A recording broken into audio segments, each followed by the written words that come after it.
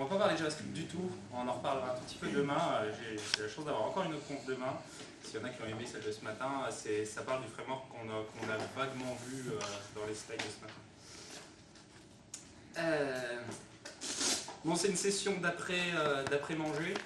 Je vais essayer de ne pas vous endormir. C'est un sujet qui est partiellement rébarbatif quand même, parce qu'on va parler d'organisation. Du coup, j'ai essayé de garder la présentation légère, j'espère que ça marchera. Mais on va essayer quand même de faire le tour du sujet.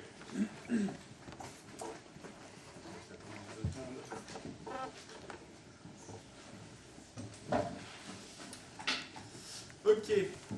Alors, j'ai un petit problème, c'est que j'ai pas mes slides qui s'affichent. Je vais juste regarder si j'arrive. Je suis désolé. Je vais aller faire ça avant. Regarder si j'arrive à faire ça. C'est vachement mieux. Ouais, ce serait mieux. Ok. On y va? Donc, bonjour, je m'appelle Grégory Bataille. Il y en a qui m'ont ce matin visiblement. Je travaille chez Opto Technologies et donc je vais vous parler d'organisation, je vais vous parler de Getting Things Done. Alors j'ai commencé à faire comme aux US, ça se fait pas mal à la Silicon Valley, et puis du coup c'est cool de faire comme à la Silicon Valley, je vais m'excuser. Alors il n'y aura pas de photos de chat dans ma présentation, il y aura des photos un peu choquantes à caractère nu, des nus tout simplement. Puis il y aura un slide sexiste, du coup j'ai dû rééditer ma présentation parce que ça check va la mettre sur internet peut-être, on sait jamais. Alors, Getting Things Done, c'est quoi? C'est un bouquin à la base. Donc David Allen, c'est un mec qui a passé sa vie, sa carrière, à faire du conseil en organisation, en méthodologie pour des CEO, des mecs qui ont beaucoup de choses à faire, et qui en 2002 en a fait un bouquin. Alors, comme beaucoup de bouquins de ce type-là, écrits par des Américains, il y a plus de 300 pages, 300 pages je crois. Et en un quart d'heure, on a fait le tour du vrai cœur du sujet. Donc je vais essayer de vous donner le cœur du sujet avec des anecdotes et tout ça sur une session, et puis comme ça vous n'avez pas besoin de lire le bouquin. Alors, je ne me rappelais plus du tout du sous-titre du bouquin, j'étais un petit peu en perte d'idées pour trouver le sous-titre de ma présentation, et puis au final c'est quasiment le sous-titre du bouquin, j'étais content. Mais bon, ça c'est... on s'en fout. Alors, ça vient d'où? Pourquoi je parle de ça? Pourquoi je m'intéresse à ça? Voilà, il y a des stats, les gens globalement reconnaissent, c'est des études scientifiques ces chiffres-là, les gens reconnaissent qu'ils sont mal organisés, les gens reconnaissent qu'ils sont trop stressés, le stress c'est une maladie, c'est un coût pour la société aujourd'hui qui est énorme. Et donc, et moi c'était aussi une douleur dans ma vie professionnelle et personnelle aussi un petit peu, à un moment. D'aucuns diront que je suis aussi un petit peu psychorigide, et donc j'ai voulu trouver des façons de m'organiser, et j'en suis arrivé jusque-là, et voilà, on va parler de ça. Un petit disclaimer, c'est une méthode d'organisation, ça ne va pas résoudre le problème de procrastination. Procrastiner, c'est remettre à demain ce qu'on peut faire aujourd'hui. Si vous n'avez pas envie de faire quelque chose, c'est pas parce que vous avez un système que vous allez faire plus de choses, d'accord? Ça va juste vous aider à faire les choses plus efficacement. Voilà, ceci étant dit, avançons. Et la première photo choquante, voilà. Alors ça c'est quoi? Ça c'est moi, j'ai essayé de la flouter un petit peu pour pas choquer trop quand même. Et qu'est-ce que j'ai? J'ai un rouleau de papier toilette vide dans la main. Pourquoi? Ça vous est déjà arrivé? Je pense, ça arrive à tout le monde. Et alors qu'est-ce qui se passe à ce moment-là? On voit pas trop bien, encore une fois j'ai essayé de la flouter un petit peu, mais je suis pas content. Et je suis pas content, et je gueule un bon coup, et du coup qu'est-ce qui se passe? Ma copine arrive, elle fait qu'est-ce qu'il y a? Et je lui dis t'as pas changé le rouleau de papier. Et là elle me dit pourquoi c'est moi? Pourquoi ce serait moi? Et ça t'arrive jamais? C'est à quoi en général je réponds non. Et là, ça escalade parce qu'en général, elle n'aime pas cette réponse. Mais en vrai, c'est pas faux que j'oublie pas. C'est pas faux que j'oublie pas parce que j'ai mis en place un système. Alors, qu'est-ce qu'elle fait? Quand le rouleau de papier toilette est vide, elle prend le morceau de carton, elle le met dans la poubelle qui est à côté du toilette, et elle prend le rouleau de rechange à côté. D'ailleurs, vous remarquerez au passage qu'elle ne trie pas, du coup, le rouleau de carton. Moi, qu'est-ce que je fais? Quand j'ai un rouleau de papier toilette vide dans la main, je le jette devant la porte des toilettes. J'ai une toilette dans ma salle de bain, la porte est loin, je le jette devant. Et du coup, quand je sors de mes toilettes, à moins de marcher dessus, je m'en rends compte, je le prends, je l'amène dans mon tri à carton, et il se trouve en plus, et ça je n'ai pas fait exprès, que mes rouleaux de papier toilette, mon stock, est dans le même placard que où j'ai mon tri du carton. Donc du coup, je fais tout en une fois, et c'est un système qui me permet de ne pas oublier. Pourquoi? Parce que de toute façon, on oublie. Et c'est ça, le cerveau ça marche pas, ok? Le cerveau, t'inquiète pas, je vais m'en rappeler, globalement, c'est pas vrai, ça marche pas. Alors pourquoi? Comment ça marche un petit peu la mémoire, les choses dont on doit se rappeler? J'ai un public informaticien devant moi, donc vous savez très bien que les démons, c'est ça. Okay, non, les démons, c'est pas ça. Les démons, c'est des petits processus qui dorment et qui se réveillent soit au bout d'un certain temps, soit sur un event, et puis qui vont essayer de faire quelque chose. La mémoire, c'est pareil. Je veux me rappeler de quelque chose, je démarre un processus dans mon cerveau qui va dormir, et qui soit régulièrement, soit parce qu'il y a quelque chose qui m'a fait vaguement penser, puis alors là c'est au niveau inconscient, alors pour essayer de trouver qu'est-ce qui vous a fait penser, des fois il faut chercher très loin, va vous dire, ah tiens, en fait, t'as pensé à ça, t'avais ça à te rappeler. Ok, donc ça c'est comme ça que ça marche la mémoire. Ça c'est bien, parce que tu te dis, ok, t'as un trigger qui va te dire, ok, quand tu seras dans le bon contexte, il va te rappeler la bonne chose. Là c'est que ça marche pas. Alors il y a un truc qui s'appelle la loi de Murphy. Je pense qu'en tant qu'informaticien, en plus, vous êtes tous au courant. Je ne sais pas si vous connaissez cette image, c'est un film qui est sorti cette année, il n'y a pas très longtemps, qui s'appelle... Tout Nouveau Testament. Merci, c'est marqué, je l'ai marqué exprès, et moi c'est trop petit sur mon écran. J'ai eu l'info. Le Tout Nouveau Testament, donc avec Benoît Poelvoorde, que j'adore. Et dans ce film, Benoît Poelvoorde, c'est Dieu, et Dieu se fait chier, et qu'est-ce qu'il fait? Il invente des lois d'emmerdement maximum. Okay. Alors les lois de l'emmerdement maximum s'appliquent dans ce cas-là, parce que globalement, votre petit démon, il ne va jamais vous rappeler les choses au bon moment. Alors, je vais continuer une petite histoire, hein. Je suis là pour faire des petites histoires en partie, pour pas que vous vous endormiez. Alors, ça m'est arrivé il y a un mois. Il y a un mois, mon vélo, qu'on voit un petit peu sur le côté, là, avait un trou dans la chambre à air. Le samedi, je vais faire mes courses, j'achète une nouvelle chambre à air. Et le samedi, procrastination, j'ai pas envie de changer ma chambre à air, je laisse ma chambre à air à côté de mon vélo, je me dis, je ferai ça demain. D'accord ?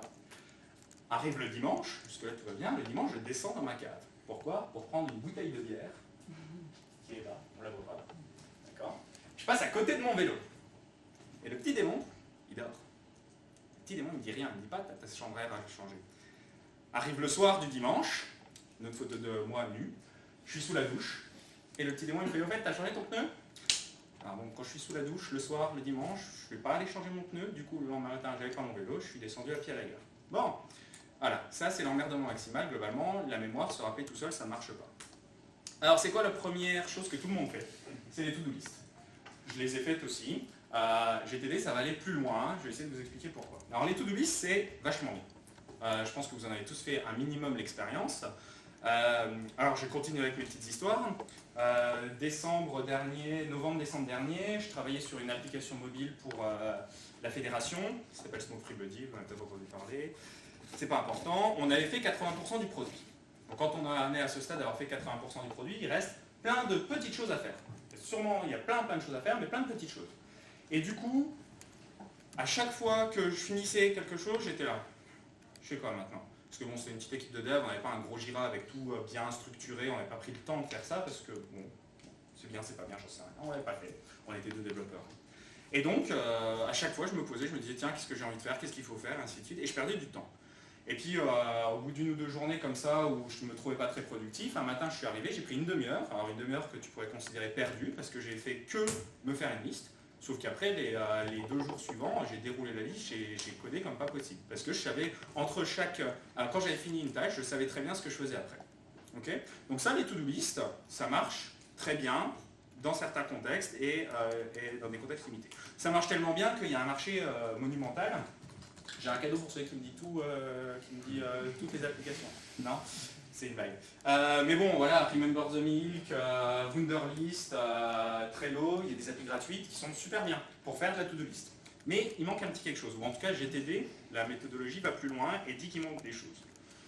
Alors qu'est-ce qui manque? La première chose, il manque un process. La to-do list, elle manque de process. C'est ce que l'agilité fait avec le daily scrum, avec le backlog, avec ce genre de choses, c'est que ça rajoute un process sur la liste des choses à faire. On se voit une fois par jour, on en discute pour faire avancer les choses. C'est un petit peu ce que l'agile va faire. GTD va faire un truc un peu pareil, il va introduire un process. Il manque un autre truc, c'est les dimensions. On va voir qu'une tâche, elle peut se comprendre dans plusieurs dimensions et plusieurs contextes. Et ça va être important et ça va être une chose que GTD va essayer de nous amener. Et puis, il manque une vision englobante, une vision totale des choses. On est au boulot, on a un Jira pour notre projet, sauf qu'il y a des tâches au boulot qui ne sont pas liées au projet, il y a des tâches personnelles que des fois on doit faire au boulot parce que l'office de poste il n'est pas ouvert quand on est à la maison, il y a tout un tas de choses, et globalement on a plein de choses à faire, que ce soit au boulot ou à la maison, qui ne sont pas dans le Jira, pour prendre cet exemple-là, et où c'est, d'accord ? Il nous manque une approche compréhensible. Alors, du coup, on va essayer de répondre à ça avec GTD, et maintenant je vais vous parler un petit peu des core concepts de GTD, ça va devenir un peu plus chiant la présentation. Alors, la première chose qu'on fait en GTD, on dump. Alors, j'ai conscience que vous n'êtes pas tous anglophones de première langue, il y a plusieurs sens à ce mot-là, donc ce n'est pas ce sens-là auquel je fais référence, d'accord ? Ce n'est pas tout à fait ce sens-là auquel je fais référence, mais c'est bien ce sens-là.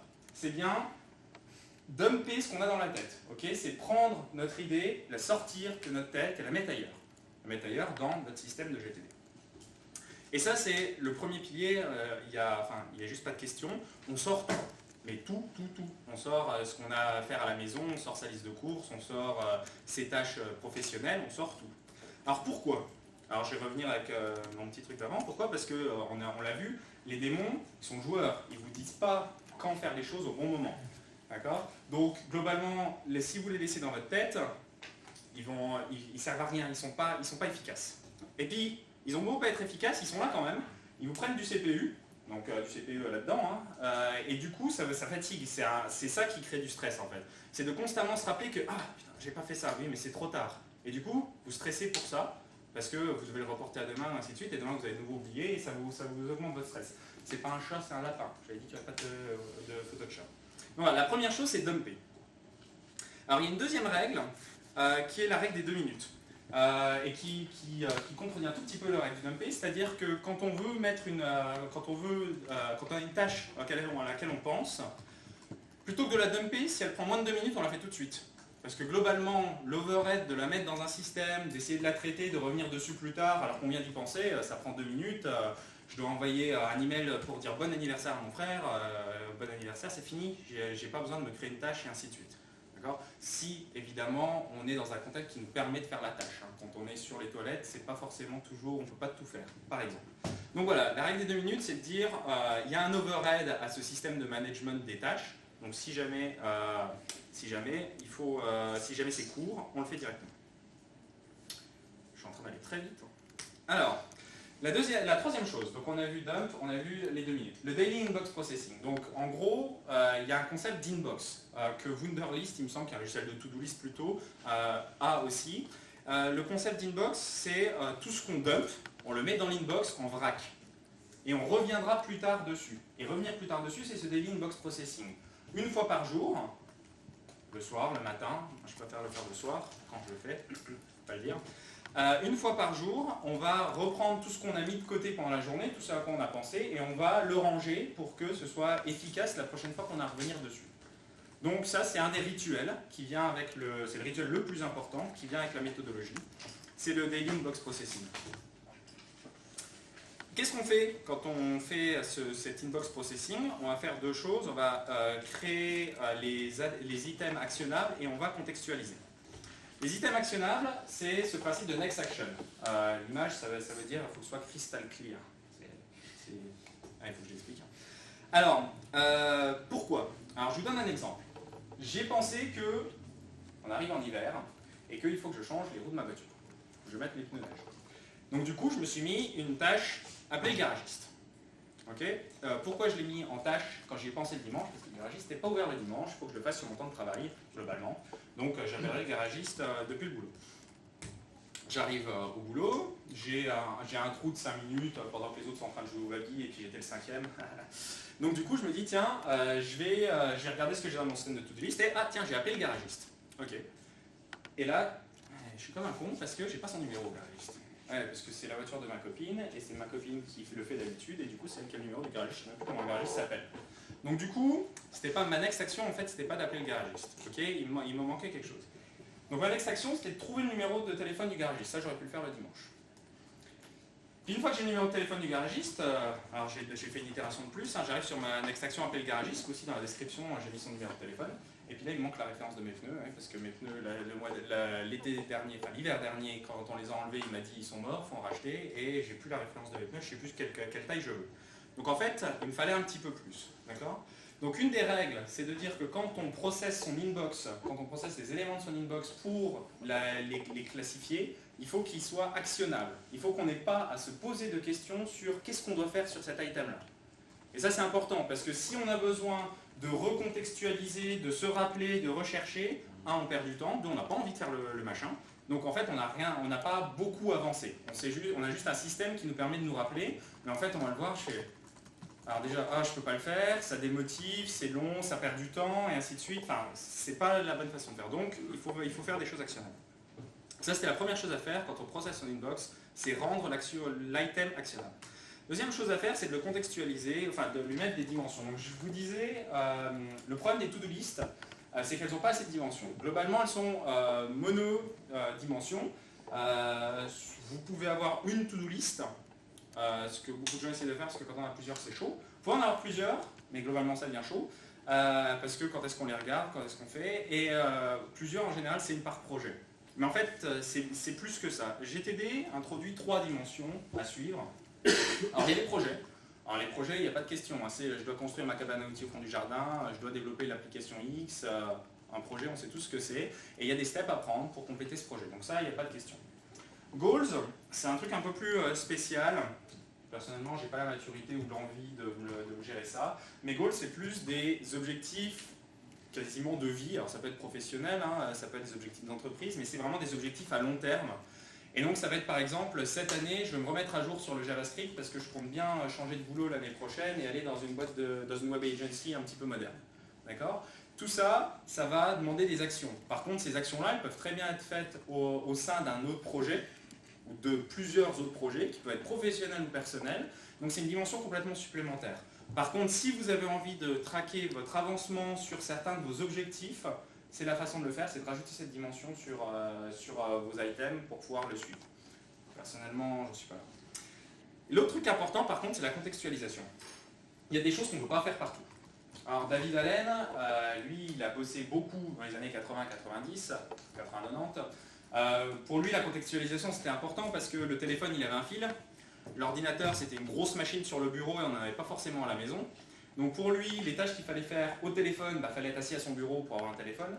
Les tâches qu'il fallait faire sur l'ordinateur, il fallait être à son bureau, au boulot pour pouvoir faire des tâches sur l'ordinateur. Ça a un petit peu évolué. Donc les contextes, c'est dans quel contexte on fait les choses. Donc par exemple, c'est un petit peu lent, sur la plage, dans le magasin de boissons alcoolisées, au nightclub. Donc plutôt, on va aller un petit peu vite là-dessus, voilà. Ça c'est les vrais contextes dont tu parles, donc ça c'est ceux que j'utilise moi. Je pense qu'il m'en faudra un petit peu plus, mais je viens d'en rajouter un, c'est déjà pas mal. Donc moi j'utilise 3 contextes, il y a quand je suis à la maison, quand je suis au boulot, et quand je suis en transit. Parce qu'il y a des choses qu'on fait en transit qu'on n'a pas forcément envie de faire à la maison, genre lire des articles, le mieux c'est quand tu es dans le train et que tu fais ta demi-heure de train pour aller au boulot, ou en revenir. Et donc ça c'est un contexte différent. Donc du coup, plutôt que de dire qu'est-ce que j'ai à faire sur ce projet, tiens j'ai envie de bosser sur ce projet, on va plutôt dire là je suis dans le train, qu'est-ce que je suis capable de faire dans le train. Donc c'est une autre façon d'appréhender les choses. Et il y a des contextes ou des notions qui sont un peu autour de ça dans le bouquin, qui sont les notions de une tâche, ça prend un temps et ça prend de l'énergie. Il y a des tâches qui prennent beaucoup de temps, beaucoup d'énergie, pas beaucoup de temps, pas beaucoup d'énergie, et les mix des deux. D'accord ? Et ça peut être une façon aussi de gérer les contextes, ça peut être de dire, appeler mon garagiste, ça ne me demande pas beaucoup d'énergie, ça ne me demande pas beaucoup de temps. Si je sors d'un workshop de 4 heures chez mon client, je suis consultant, je sors de 4 heures de workshop chez mon client, je suis complètement vanné, mais n'empêche qu'appeler mon garagiste, ça ne va pas être trop dur. Préparer la présentation pour aujourd'hui, j'aurais peut-être pas envie de faire ça un autre jour. D'accord ? Donc ça peut être aussi une façon de contextualiser, c'est quel montant d'énergie j'ai encore à disposition et quel temps j'ai à disposition pour le faire. Donc ça, c'est les deux grandes choses qu'on fait quand on fait son daily inbox processing. C'est rendre les items actionnables, parce que globalement, quand on a dumpé le plus rapidement possible, et je vous montrerai ça à travers l'outil que j'utilise. Et puis, c'est contextualiser selon les besoins. Alors, il y a un autre truc qui est important dans GTD, dans le bouquin, et auquel je fais très attention personnellement, c'est les deadlines, et c'est assigner une tâche à une date. J'ai fait ça pas mal, j'ai envie de faire ça ce jour-là, ou alors j'ai aussi à un moment, je me suis dit, je vais me faire une to-do list pour la journée. Et le problème de la to-do list pour la journée, c'est qu'on arrive à la fin de la journée, on a fait les 2 premiers items, il en reste 8, et on regarde ça, on fait bordel, j'ai encore rien foutu aujourd'hui. Sauf que c'est faux, on n'a pas rien foutu aujourd'hui, on a fait d'autres choses. Et alors ce qui est rigolo, c'est qu'il y a des gens qui ne vont pas jusqu'à faire GTD, mais ils font, comment ils appellent ça, l'anti-to-do list, ou je sais plus, j'ai perdu le mot. Je l'ai peut-être plus loin dans ma présentation, dans mes notes. Ce qu'ils font, c'est de dire, en plus d'avoir ta to-do list pour la journée, tu te fais une to-do list de ce que tu as fini.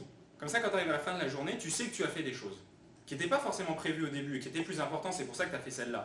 Mais c'est un problème psychologique. Quand tu arrives à la fin de ta journée, que sur ta to-do list, ce que tu avais prévu de faire, tu n'as rien ou presque fait, il y a un problème psychologique, même si en vrai tu as fait beaucoup de choses. Et ça, cette psychologie-là, il faut la combattre parce que sinon c'est un facteur de démotivation. GTD te dit ne mets pas de date sur des items qui n'en ont pas. D'accord? Donc globalement, rendre le pitch de ma conf pour le CF Pitch of Change, ça a une date butoir. Donc il faut à tout prix que je mette une date. Éventuellement, je vais peut-être même la mettre un tout petit peu en avance pour avoir le temps de me préparer. Travailler sur, je sais pas, fixer un bug ou changer un wording, une typo sur mon site web ou sur mon blog. Si je ne le fais pas aujourd'hui, j'en mourrai pas. Il n'y a pas une vraie date, d'accord? Et donc le principe, c'est de dire on ne met pas de date à ce qui n'a pas vraiment de date. Parce que sinon, on va arriver avec des choses qui sont soit overdue, alors que j'ai pas fixé ma typo, tant pis, je le ferai demain. C'est pas vraiment overdue. L'overdue, c'est démotivant. Donc soit il y a ça, soit on va constamment être en train de changer ces actions de date. Ceux qui utilisent leur calendrier comme une to-do list, à la fin de la journée, s'ils ne sont pas faits, ils sont obligés de le déplacer. J'ai fait cette presse en répétition à un collègue qui a tout fait, sauf qu'il a mis des dates à tout, et en début de journée, quand il fait son daily inbox processing, tout ce qu'il a envie de faire aujourd'hui, il le met à today. Puis après, il le déplace, parce qu'il ne l'a pas fait. Personnellement, je ne le fais pas comme ça, et la méthodologie ne te dit pas de le faire comme ça. Donc il y a des choses qui ont des deadlines, qu'on l'a dit, par exemple le CFP, rendre sa déclaration d'impôt. Il y a des choses qui n'en ont pas. Et pour les choses qui n'en ont pas, il y a le next et le someday. Donc next, c'est les prochaines choses à faire dans ce contexte, dans ce projet ou dans ce goal. Donc c'est, voilà, on a une liste des next. Quand on n'a plus rien à faire aujourd'hui ou quand on n'a plus rien à faire de spécifique sur le projet, on ouvre ces next et on dit qu'est-ce que j'ai. Alors ça peut être les next dans le contexte du boulot, par exemple, on va regarder le contexte, on regarde les next du contexte, ou on va regarder les next du projet, ça dépend de ce qu'on est en train de faire. Mais globalement, on regarde les next, parce qu'il y a assez peu de choses au final qu'une deadline aujourd'hui. Someday, c'est vraiment, un jour, il faudra que je regarde ça, et du coup, ça va tomber quand vous faites vos rituels. Alors pas les rituels daily, j'y viens juste après, mais d'autres rituels. Vous allez voir, ah tiens, je m'étais dit que ce serait bien qu'un jour je fasse ça. Ok, bah, là je commence à dégager un peu de temps, parce que mon petit projet d'avant, il est fini, mon prochain week-end, je le passe sur ça. Donc someday, c'est un peu plus vague. Quand est-ce que vous voulez le faire? C'est pas votre prochaine action. Puis il y a les deadlines, il y a effectivement les choses que vous êtes obligés de faire. Voilà, mon dernier point sur la méthodo, c'est les rituels. On a déjà parlé des rituels d'inbox processing. Donc ça, j'ai pas besoin de revenir dessus. J'ai commencé ma carte, c'est ça. J'ai pas besoin de revenir dessus. Par contre, il y a weekly, on va regarder un peu ce qu'on a en next. Parce que potentiellement, il y a des trucs qui commencent à vieillir en next parce qu'on les oublie, on n'a pas envie de les faire. Ou en fait, c'était pas des next parce que, parce que le projet a pris une autre direction, ainsi de suite. Donc il faut revoir un peu ces listes. D'accord? Donc on va regarder ces next et on va dire, bah, celui-là j'enlève. Celui-là je le mets en someday parce qu'en fait, ouais, j'avais bien envie de le faire, mais c'est plus une priorité dans ma vie, ou de pro ou perso, hein, donc je l'enlève. Des choses comme ça. Monthly, on va regarder les projets. C'est ce qu'on peut faire dans un contexte professionnel, mais on va l'appliquer à tout ce qu'on fait. On ne va pas l'appliquer que au contexte professionnel. Donc ça ressemble à ce qu'on peut faire en préparation d'itération, ce que peut faire le product owner pour maintenir le backlog, ce genre de choses. Et puis annuellement, ou en tout cas beaucoup moins régulièrement, enfin régulièrement mais moins souvent, on va faire des revues des goals. Si vous avez envie de traquer vos goals, c'est le genre de choses qu'on va faire. Voilà, donc j'en ai globalement fini avec la méthodologie, et je vais aborder ma dernière partie. Alors ma dernière partie commence par dire David Allen, il est complètement cinglé. David Allen, il a perfectionné tout ça, il a mis en place tout ça dans les années 80-89. Donc David Allen, il travaillait avec ça. David Allen, c'est un mec qui avait un notepad toujours sur lui, qui avait des pelles, je l'ai bien noté, des pelles à papier, en France ça s'appelle comme ça, voilà. Pour mettre ses fiches et donc sa pile de next, sa pile de machin, de trucs, ils étaient rangés dans des pelles à papier. Son inbox, c'était une pelle. C'était un mec qui, alors j'en parlerai pas, mais son système de référencement c'était forcément une armoire, enfin un truc avec des tiroirs où on mettait les papiers verticalement dans des fours, enfin c'est un truc de fou. Moi à cette époque-là j'aurais pas fait GTD, je le dis clairement. David Allen il devait ressembler à ça, vous avez des points bonus si vous connaissez la série d'où c'est sorti. Donc il se baladait toujours avec son truc. Alors, il allait plus loin. Il disait des petits bouts de papier, des post-it et tout ça, des notes positionnelles, pardon. C'est pas pratique. Ça se perd, ça se froisse, on les retrouve pas. Du coup, j'utilise des feuilles A4 parce que ça rentre bien dans ma pelle, ça fait des belles piles. C'est pas faux, hein. Il y a des vrais arguments derrière. Le problème, c'est qu'il notait un mot en gros sur sa feuille A4 et il avait utilisé sa feuille A4, il la mettait dans sa pelle. Ouais, bon. Et du coup, tu vois, en réunion, c'est attends 2 secondes, son truc à 4, il se note un truc. Enfin. Donc, moi, mon argument aujourd'hui, c'est de dire qu'il n'y a plus de frein à faire de la GTD. Ça part tout seul, ok.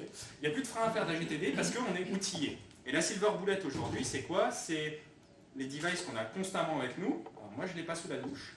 Je fais partie des gens qui ne l'ont pas aux toilettes. Mais globalement, on l'a toujours avec nous. Okay, et on a le cloud qui sert en plus à faire la sauvegarde, à le faire passer sur d'autres devices, ce genre de choses. Et donc je vais vous parler un tout petit peu d'un outil. Alors j'ai choisi celui-là, pourquoi? Parce que c'est celui que j'utilise, je ne fais pas de la pub pour celui-là, mais ça c'est un outil qui fait de la GTD au sens GTD. C'est des Chinois, je crois, qui font ça. Et donc ça s'appelle doit.im. C'est payant, désolé. J'en ai pas trouvé de gratuit qui soit à ma convenance.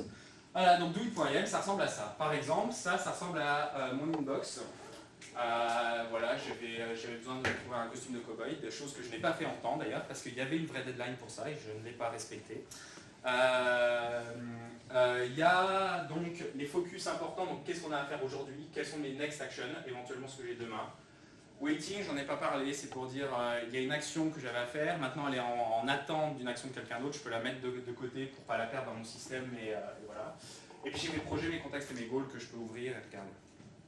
J'ai une belle slide vide, après je ne sais plus ce qui vient. Ah ouais. Alors donc, on a dit Silver Bullet, les outils, l'outillage, et notamment ça, et le cloud au milieu, donc doit.im, c'est synchronisé. J'ai un client web léger, j'ai un client lourd sur ma machine, j'en ai un sur ma tablette, j'en ai un sur mon iPhone. Globalement, il est toujours avec moi. Donc, dumper, hein, aujourd'hui j'ai une idée, je dump, à part quand je suis sous la douche, il n'y a rien qui m'empêche de le faire. David Allen, avec son truc à 4, c'était un peu plus embêtant. D'accord ? Et la dernière chose, une des dernières choses que je vais vous montrer de ce tool-là, c'est une killer feature. C'est ça, quand je ne fais pas malter, je ne peux pas le montrer quand je suis en plein écran, c'est dommage. Et ça m'ouvre ça. C'est classique, hein, c'est une petite box comme un Finder ou un Watson ou un je ne sais quoi. Mais ça permet une chose géniale. C'est que c'est un des problèmes, un autre des problèmes de Wunderlist, par exemple, et de beaucoup de ces outils qui ne sont pas suffisamment intégrés à votre système d'exploitation, c'est que quand vous êtes en train de coder et que vous pensez à un truc, si vous voulez le dumper, vous devez changer d'application. Alt-Tab, si vous êtes des aficionados du clavier, c'est ce qui est le plus efficace. Vous changez d'application, vous rentrez votre truc, vous revenez sur votre... Alors, et après, qu'est-ce que vous faites? En espérant que c'était la seule interruption, vous allez revenir sur votre code. Si ce n'était pas la seule interruption, vous savez peut-être même plus ce que vous étiez en train de coder. Donc vous allez peut-être revenir sur une spreadsheet Excel, parce que vous ne vous rappelez plus que vous étiez dans IntelliJ juste avant. Et puis quand vous allez finalement revenir sur votre code, vous savez plus ce que vous êtes en train de faire. D'accord? Ça c'est le problème du context switching. Hop, chez des stats, là-dessus, il y a des gens qui ont fait ces études-là. Voilà. Globalement, ça veut dire que quoi? Ça veut dire que les humains ne savent pas multitasker. C'est prouvé scientifiquement. True cost of multitasking, 40% de la productivité. Il y a des interruption cost, 600 billion, the US economy. Ok, bon, il y a des gens qui l'ont dit, qui l'ont publié. Moi, je leur fais confiance. En tout cas, c'est sûr que c'est affreux. Ça, je suis en train de coder. Je fais, en l'occurrence, je fais commande alt, je tape 2 mots, je fais entrer, la box disparaît, je suis toujours dans mon code, j'ai rien perdu, ça m'a pris 5 secondes. Et encore, on se rappelle que c'est pas encore un item actionnable, c'est pas encore trié. Si jamais je fais le trait tout de suite, j'ai des petits raccourcis pour le faire dans ma box là-bas, mais globalement, je le fais pas. Le principe, c'est d'être rapide et de ne pas avoir à faire ce context switching, parce que quand on le fait, on est mort. Au début, je ne payais pas doit.im, du coup, je n'avais pas le droit au client lourd, je faisais ça dans le client web, dans Chrome.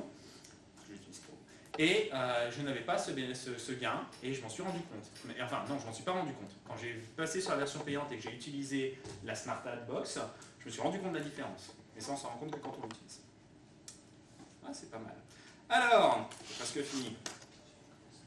Du coup, mes conclusions sur tout ça. Si vous voulez faire du GTD aujourd'hui, vous utilisez des outils. Vous outillez comme il faut. Et Wunderlist, ce n'est pas un outil de GTD. Vous pouvez faire des choses intéressantes avec, vous pouvez vous organiser avec, il n'y a pas de problème, mais vous ne pouvez pas faire de la GTD avec au sens pur du terme.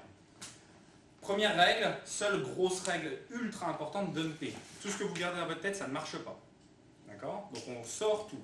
Si l'estimated time of completion est plus petit que 2 minutes, on fait. On ne va pas dumper, si on peut faire, bien sûr, ça dépend du contexte. On ne surutilise pas les dates.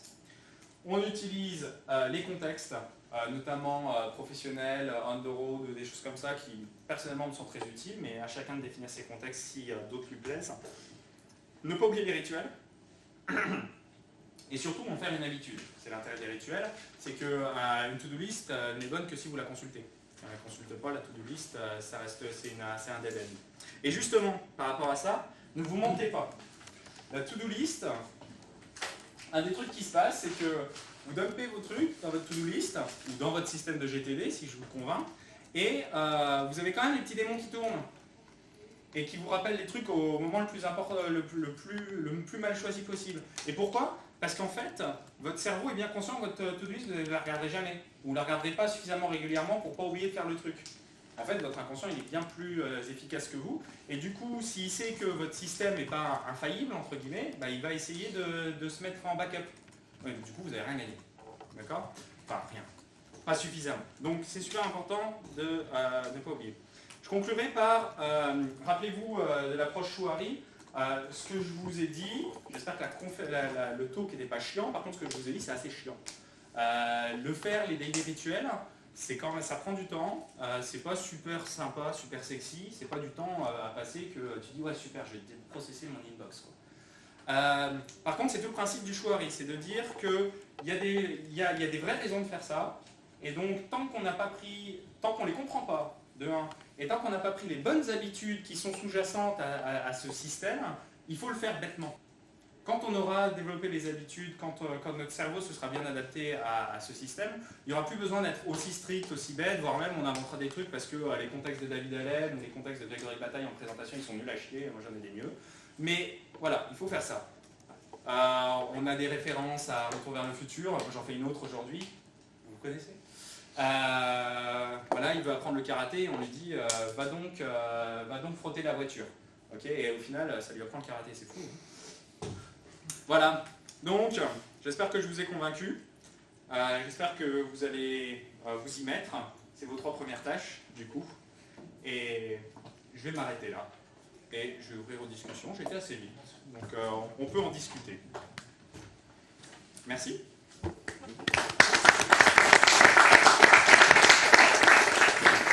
Attention, je peux vous le montrer, du coup j'ai quitté le plein écran. Ah, voilà. Et j'ai pas quitté mon écran sur lequel je suis en train de travailler, et c'est ça qui est bon. Une question. Ouais. Alors, avant d'arriver à GTD, tu as essayé d'autres méthodes, comme Pomodoro. Alors, c'est complémentaire. Ça n'a. Enfin, alors attends. Ok. Oui et non. Donc, ce que je connais de Pomodoro, c'est le timeboxing. Je ne sais pas si c'est que ça. Donc, moi, je ne connais que ça. Et si on parle de timeboxing, c'est complémentaire. C'est-à-dire que le timeboxing, c'est une bonne façon de ne pas être disrupté par ton environnement, c'est une bonne façon de te concentrer sur une tâche et ainsi de suite, mais ce n'est pas une approche compréhensive de toutes les tâches que tu as à faire. Donc pour moi, c'est quelque chose d'à part et qui est complémentaire. Par contre, s'il y a autre chose à Pomodoro, là je ne connais pas. Donc, je parlais de d'autres méthodes. Alors d'autres méthodes, non, j'ai pas... je suis pas assez masochiste pour en lire plein des bouquins comme ça. Ça, c'est un truc qui évoluait la to-do list, qui allait dans le sens que j'avais l'impression d'aller. Ça m'a bien été, je me suis arrêté là. J'ai une question au niveau du. Tu as parlé du concept de contexte. Chaque tâche a un contexte, mais je ne l'ai pas trop vu dans lui de ton logiciel. Enfin, tu as vraiment un truc qui te permet de trier par contexte. Comment tu attribues une tâche à tel ou tel contexte Ah ouais, d'accord. Oh, super. Donc celle-là, c'est une tâche overview. Alors il n'y avait pas de vraie date, mais j'ai envie de mettre une date. Donc pour le coup, celle-là, je la considère overview. Et donc j'ai mes contextes qui sont là. Je peux les regarder ce que j'ai à faire dedans. Donc ils sont en next, en someday. J'ai les projets auxquels ils appartiennent. Je ne sais pas si j'ai des choses que je ne dois pas vous montrer, donc on ne va pas rester trop longtemps, je sens rien. Voilà, ça par exemple je l'ai fait. Tu vois, donc tu peux ajouter des tâches directement dans le contexte si tu n'as pas de problème de context switching. Tu peux aller directement dans ton outil et puis skipper l'inbox, par exemple. Donc ça, c'est un truc que tu peux faire. Même quand tu fais de l'inbox processing, lui, par exemple, te permet de faire process. Je ne vais pas le faire, mais ça lance je peux le faire en même temps. Ça lance un process où il ouvre toutes les tâches une par une et tu peux dire, je vais la mettre dans ce projet, ce contexte, et ainsi de suite. Donc c'est ça, faire ton processing. Et puis, c'est mettre un autre truc que ça, parce que ça, c'est pas une action. D'accord ? Ça, c'est un sujet, en l'occurrence. Donc lui, une fois que tu auras fait save, il va passer tout seul à la suivante, par exemple, tu vois, processing 1 sur 16. Mais sauf que j'ai pas envie de le faire, donc du coup je sais pas l'arrêter. Ah si, ça s'est arrêté. Et puis dans le quick add, si jamais tu sais ce que tu veux, Par exemple, j'ai un truc, je veux faire un check-out d'un article que j'ai vu, donc je vais mettre un lien ici par exemple. Et en fait, si je sais que ça va dans le projet to read, je peux le faire comme ça. Si je sais que ça va dans le compte... Ah purée, j'ai perdu le focus, pardon. Quand on regarde pas son écran, c'est pas évident. Non, perdu, Shitoshi. Allô, to read. Et puis si je veux le mettre dans le contexte à la maison, je le mets à la maison. Enfin, je peux faire des choses comme ça. Et du coup, au jour le jour, quand en fait, tu te mets en position en fonction de ton contexte et tu traites tes next. Ouais. C'est ça, quoi, concrètement. Alors après j'ai dit qu'il faut que ce soit une approche compréhensive. Quand tu as un boulot de type développement et que tu as une méthodologie, par exemple agile, et que tu as un Jira, mais bon, même si tu n'es pas un agile, que tu as un Jira où tu as tes tâches, tu ne vas pas en plus les remettre là-dedans. Il y a un moment, tu vas dire, bon, bah, en ce moment, je suis en mode Jira et c'est mon outil de gestion de tâches, tu ne vas pas tout doubler. C'est dommage que ce ne soit pas tout dans un seul outil, mais ça marche très bien. C'est comme ma liste de courses, je ne la mets pas là-dedans. Je pourrais, pour moi c'est trop, enfin l'outil est un peu trop compliqué. Tu peux faire des choses très rapidement dedans, mais pour moi il n'est pas fait pour. J'ai un autre truc pour faire ma liste de courses. Donc il faut essayer de tout mettre dedans en termes d'organisation de ta vie, de ton travail. Par contre, il y a des choses spécifiques, des projets spécifiques, des choses comme ça qui peuvent avoir leur système à eux. Donc au final, tu multiplies quand même les outils malgré que tu as un ouais, il y a deux, quand même Jira derrière. Déjà, le Jira, c'est obligé, c'est ton contexte de travail qui te le donne. Et puis bon, pour le coup, ouais, enfin, il est classique et donné par entreprise, enfin, tu réfléchis pas à ça. Et puis il a d'autres avantages qu'un système de GTD fait pas. Les listes de courses, voilà. Du coup, au début, tu as commencé par faire ce comme tu disais au début, suivre les règles, quoi. Enfin, Chouari, là, moi, je suis. Alors, après, oui, mais pas pour le Jira. J'ai Jamais été suffisant pour aller tout foutre dedans. Ouais. Mais ouais, c'est ça. Après, tu le fais comme toi tu veux. Après, tu vois où est-ce que sont les bonnes limites.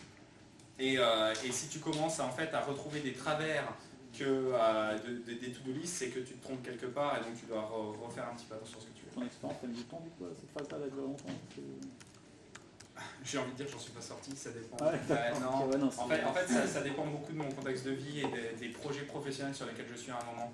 Et donc selon la charge de travail, en fait, selon la charge de travail que je peux gérer tout seul ou que je vais avoir besoin d'un outil, ça va changer. Donc mon boulot d'avant, j'en pouvais plus, que ce soit professionnellement et puis personnellement un petit peu, et du coup j'en suis beaucoup servi. Là mon contexte est assez différent et du coup l'impact de l'outillage est un peu plus light. Ouais. Parce que voilà, c'est un overhead à faire ça, donc faut en évaluer le besoin. Dans GTD, il y a aussi le concept de référence. Ouais. Je vois qu'il n'est pas dans l'outil là. Non. Tu utilises un autre outil pour gérer ça ou pas, tu ne gères pas du tout? Oui et non. Je le gère pas de façon cohérente. Alors je le gère mal sûrement. Et ouais, donc dans GTD, il y a le fait de pouvoir tout retrouver, de faire référence à tes anciens documents, à tes anciennes tâches, ainsi de suite. Donc là, le référentiel de tâches est là. Du coup, par exemple, mes lectures restent là. Je l'utilise pour faire certaines références, j'utilise pour référencer, par exemple, quand j'ai des chiffres, des anecdotes que je veux garder, j'ai un projet anecdote, je crois, pour réutiliser dans des prêts. Dans mes projets, tu vois, j'ai des projets bibliographie, anecdotes, phrases qui me servent un petit peu de référence. Par contre, quand en fait c'est un email ou c'est un article sur le web, ta référence en vrai c'est un lien. Donc ça peut être dans ton Google Reader, ça peut être dans tout un tas d'autres outils. En l'occurrence, je n'utilise pas un seul endroit pour faire mes références. Ouais.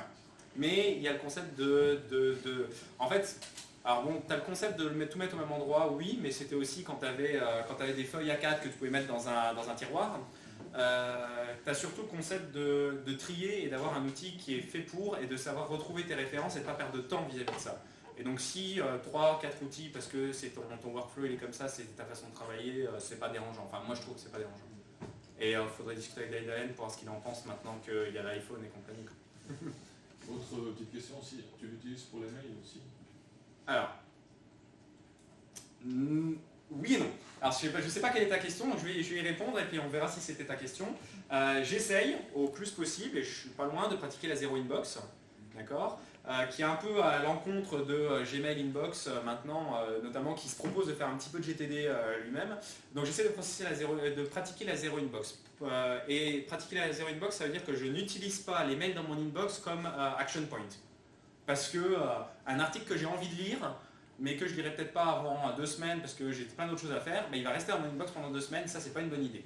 Du coup, je mets le lien sur le mail, sur l'article qui est pointé dans le mail ou quelque chose dans mon système de GTD et je jarte l'email. Ouais, donc l'email, je l'enlève et j'essaie de le transcrire dans le système de GTD. Histoire de ne pas avoir un système de gestion dans cet outil-là, plus un autre dans le mail. Ouais, plus un autre dans tes mails clients potentiellement, parce que quand tu es chez ton client, tu n'as pas forcément ton Gmail à toi. Moi je fais du conseil, donc ouais, clairement. Et puis c'est pas, enfin, c'est à l'encontre de la zéro inbox, c'est une autre façon de s'organiser et de ne pas.